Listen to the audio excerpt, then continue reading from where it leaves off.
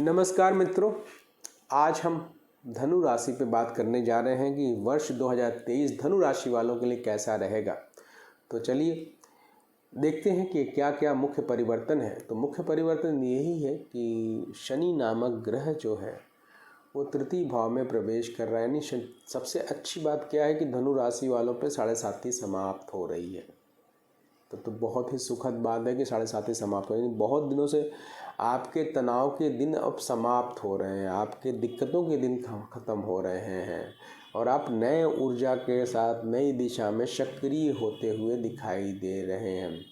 हालांकि तृतीय शनि थोड़ा संबंधों में दिक्कत उत्पन्न करेगा कुछ खास, लेकिन फिर भी लग्न में बृहस्पति आपको अप्रैल के बाद जब लग्न में बृहस्पति आ जाएगा तो आपको नया ऊर्जा संचयन करेगा और आप बहुत हद तक पूर्ण दृढ़ता के साथ अपने कार्यों पर केंद्रित होंगे। बशर्ते आपको इस वर्ष में एक चीज़ पे बहुत ज़्यादा ध्यान देना होगा, थोड़ा आलोचनात्मक व्यवहार या गुरु और बृहस्पति का पंचम में होना आपके लिए एक तरफ तो आध्यात्मिक ऊर्जा तो देगा, रचनात्मक ऊर्जा तो देगा पंचम का बृहस्पति और राहु, लेकिन दूसरी तरफ जो मुख्य बात क्या आ रही है कि आपके अंदर रूखापन लाएगा। आप बहुत ज़्यादा परफेक्शनिस्ट बनते जा रहे हैं और आप अचानक से हो सकता है कि आप स्ट्रेट फॉरवर्ड बोल दें, आप कहीं ना कहीं आलोचनात्मक व्यवहार कर दें।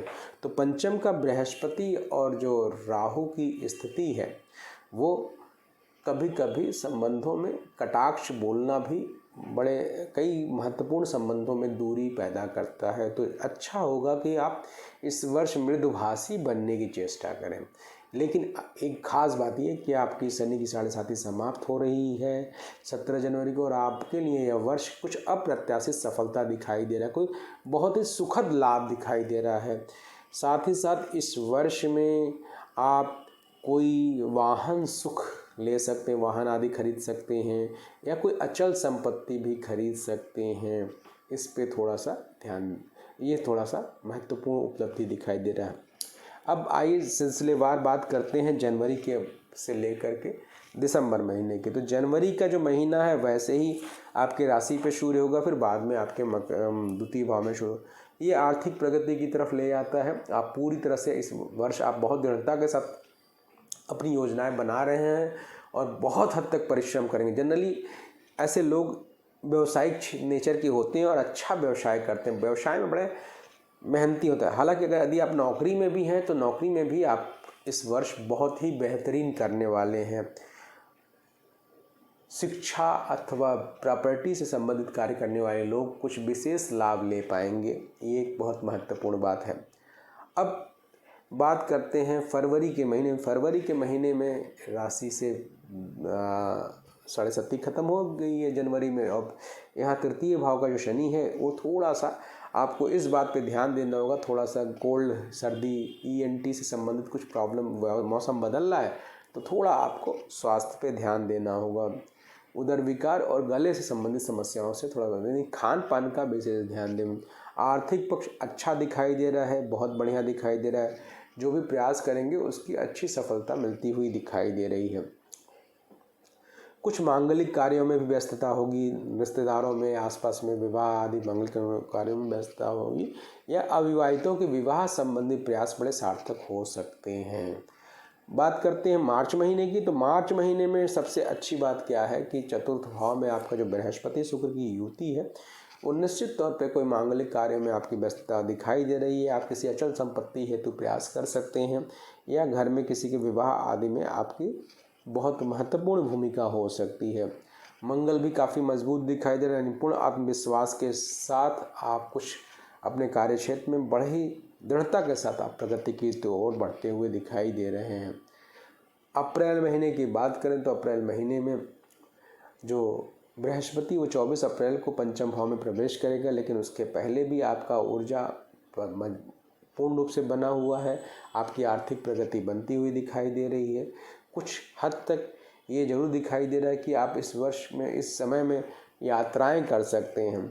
नौकरी में कुछ पदोन्नति या बदलाव संकेत मिल रहे हैं और सबसे अच्छी बात क्या है कि कुछ महत्वपूर्ण संबंधों में भी कुछ लाभ, यानी व्यावसायिक संबंधों में आपके लाभ मिलने की संभावना बन रही है। मई महीने में आते हैं तो मई महीने में पंचम भाव में बुध, बृहस्पति, सूर्य, राहु ये सब ही है। इसका मतलब ये है कि आप बहुत हद तक ऊर्जा के साथ आप अपने कार्यों में केंद्रित हो रहे हैं। अब आप बैंकिंग सेक्टर में या शेयर सेक्टर से अच्छी तरक्की ले सकते हैं। आर्थिक प्रगति के बहुत अच्छे संकेत दिखाई दे रहे हैं। सप्तम भाव में शुक्र मंगल की युति है जो विपरीत लिंगी कोई आकर्षण क्रिएट कर सकता है, या हो सकता है कि घर में आमोद प्रमोद की वृद्धि हो। लेकिन यदि आप किसी प्रेम संबंध में या विपरीत लिंगी संबंध में हैं तो थोड़ा संभल के रहें। बिलावजे के अपयश या लांछन हो सकते हैं या उसमें थोड़ा तनाव मिल सकता है, तो उससे थोड़ा सा बचने की ज़रूरत है। लेकिन आर्थिक पक्ष काफ़ी मजबूत है। व्यावसायिक दृष्टिकोण से काफ़ी अच्छा समय कहा जाएगा। जून के महीने में बात करें तो जून के महीने में अष्टम भाव में मंगल और शुक्र की युति स्वास्थ्य के लिए थोड़ा सा हानिकारक होता है, या बिलावजे का आर्थिक नुकसान, किसी से आपको धोखा मिल सकता है, या कानूनी मामलों में लापरवाही ना करें। खास करके विपरीत लिंगी संबंधों में आप थोड़ा सा संभल के रहें। यदि आप किसी प्रेम संबंध में हैं तो वहाँ पर अपयश, लांछन मिल सकता है। बृहस्पति का मजबूत स्थिति बना हुआ है, साथ ही साथ बृहस्पति और सूर्य का जो मजबूत स्थिति है आपकी आर्थिक प्रगति के संकेत दिखाई दे रहा है, यानी आर्थिक दृष्टिकोण से आप ठीक रहेंगे, बशर्ते लॉस होने की संभावना है शुक्र मंगल की स्थिति को देखते हुए।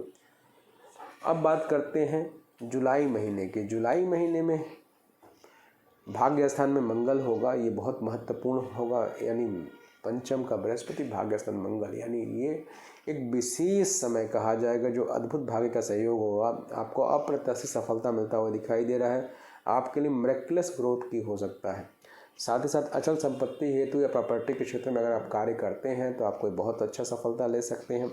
शनि नामक जो ग्रह है वो इस समय निर्बल होगा, इसलिए आप निर्विरोध प्रगति कर सकते हैं जुलाई के महीने में। और आर्थिक दृष्टिकोण से या नौकरी में कोई आपको अप्रिशिएशन मिल सकता है। शुक्र की जो स्थिति है वो थोड़ा सा खराब है, इसलिए उसको ध्यान में रखते हुए बहुत ज़रूरी है कि आप थोड़ा इस महीने में शुक्र का दान करें। आप शुक्रवार को कुछ न कुछ सफ़ेद चीज़ों का दान करें, या छोटी छोटी कन्याओं को दूध से बनी हुई मिठाई खिलावें। इस तरह का कार्य करें तो काफ़ी अच्छा लाभ हो पाएगा। अब बात करते हैं हम अगस्त महीने की। तो अगस्त महीने में पंचम भाव में मंगल, नवम भाव में मंगल, बुध, शुक्र हैं। ये एक अच्छा संयोग बन रहा है, यानी दाम्पत्य जीवन में भी सुखद समय दिखाई दे रहा है। संतान प्राप्ति हेतु प्रयास सार्थक होगा। आर्थिक दृष्टिकोण से भी प्रगति के पूरे संकेत मिल रहे हैं। आप कोई अप्रत्याशित सफलता भी ले सकते हैं। आर्थिक प्रगति भी अच्छा बनता हुआ दिखाई दे रहा है। नौकरी में पदोन्नति की योग भी हो सकते हैं, या आप व्यावसायिक रूप से अच्छा शेयर बाज़ार में भी कुछ लाभ ले सकते हैं।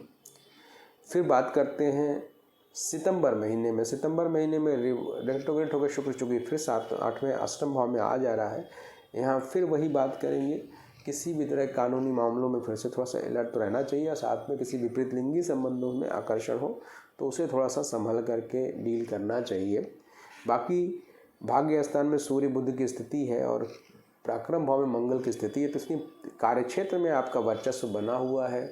आप आर्थिक रूप से मजबूत दिखाई दे रहे हैं। आपकी सफलता अच्छा दिखाई दे रहा है। आपके अंदर दृढ़ता पूर्ण दिखाई देता है। आप पूरा ऊर्जावान बने हुए हैं। थोड़ा सा नींद की समस्या इस महीने में, व्यस्तता की वजह से नींद की समस्या हो सकती है, तो उस पर थोड़ा सा ध्यान देने की ज़रूरत है। अक्टूबर महीने की बात करें तो अक्टूबर महीने में एकादश भाव में मंगल है और पराक्रम भाव में सूर्य है। ये एक अच्छा संयोग बन रहा है। आर्थिक प्रगति का, अप्रत्याशित प्रगति का समय दिखाई दे रहा है। आप जो चाहेंगे व्यावसायिक क्षेत्र में अच्छा लाभ होता हुआ दिखाई दे रहा है। साथ में नौकरी में कोई स्थान परिवर्तन या पदोन्नति के योग बन रहे हैं। विद्यार्थियों के लिए बड़ा अनुकूल, मतलब ये काफ़ी ऊर्जावान महीना है, इसलिए आपके लिए काफ़ी अनुकूल समय कहा जाएगा। प्रेम संबंध के लिए भी काफ़ी अच्छा है। दाम्पत्य जीवन के लिए भी काफ़ी अच्छा कहा जाएगा। अब बात करते हैं नवंबर महीने की। नवंबर महीने में महत्वपूर्ण क्या है कि शुरू के जो नवंबर का महीना हो तो काफ़ी अच्छा है, लेकिन लास्ट के महीने में थोड़ा अनावश्यक खर्चों से परेशान होंगे। अप्रत्याशित कोई समस्या आ सकती है जिसमें आपको पैसे का खर्चा हो सकता है। संबंधों में, पारिवारिक वातावरण में थोड़े तनाव होने की संबंध है। किसी पारिवारिक संबंधों को लेकर के आप कष्ट में महसूस करते हो, उसे थोड़ा सा संभलने की ज़रूरत है। उसे थोड़ा सा मधुरतापूर्वक डील करने की ज़रूरत है। दिसंबर महीने में आते हैं तो दिसंबर महीने में क्या खास बात है, तो एकादश भाव में प्रारंभ में शुक्र दिखाई दे रहा है, इसलिए थोड़ा सा आय में अवरोध महसूस करेंगे। आर्थिक मामलों में, और 12वें घर में मंगल की स्थिति है जो आपको तनाव में वृद्धि का, आप अचानक स्ट्रेस में आते हुए दिखाएंगे। कुछ पारिवारिक या पैतृक संपत्ति का मुद्दा आपको तनाव दे सकता है, या कानूनी मामला कोई आपको तनाव दे सकता है, या किसी से झगड़ा वाद विवाद का तनाव दे सकता है, जिसकी वजह से आपकी नींद उड़ सकती है, बहुत ज़्यादा परेशान हो सकते हैं। इसलिए स्वास्थ्य पर बुरा असर, इस पर थोड़ा ध्यान देने की जरूरत है। ऐसी स्थिति में बहुत ज़रूरी है कि आप थोड़ा सा विष्णु सहस्त्रनाम का पाठ करें, विष्णु जी का आराधना करें, और साथ में बृहस्पति के बीज मंत्र ओम ब्रिंग बृहस्पति नमः का जाप करें, उससे काफ़ी लाभ होगा। अब बात करते हैं इस पूरे वर्ष में मुख्य उपाय क्या करना चाहिए। तो मुख्य उपाय के तौर पे एक ही काम करने की ज़रूरत है। वो काम ये है कि शनिवार के दिन कुछ काली वस्तुओं का दान कर दी, जिससे संबंधों में कुछ तनाव न उत्पन्न हो। बृहस्पति की स्थिति तो अच्छी ही कही जाएगी, लेकिन राहु के कुप्रभाव को ध्यान में रखते हुए, चूँकि पंचम में गुरु चांडाल योग बन रहा है, तो चांडाल्य को समाप्त करने के लिए, उसको कमज़ोर करने के लिए ज़रूरी होता है गुरु को मजबूत कर दिया जाए, गुरु की स्थिति को वहाँ पर और अच्छा करें। तो विष्णु सहस्त्रनाम का नित्य पाठ करें, विष्णु जी की पूजा करें तो ज़्यादा अच्छा रहे। गोपाल सहस्त्रनाम चाहे विष्णु सहस्त्रनाम का पाठ करें, और साथ में अच्छा हो पाएगा कि आप एक माला रोज़ सुबह ओम ब्रिंग बृहस्पति नमः का जाप करें, तो इस पूरे साल में तो आप काफ़ी अच्छा अनुभूति करेंगे। नमस्कार।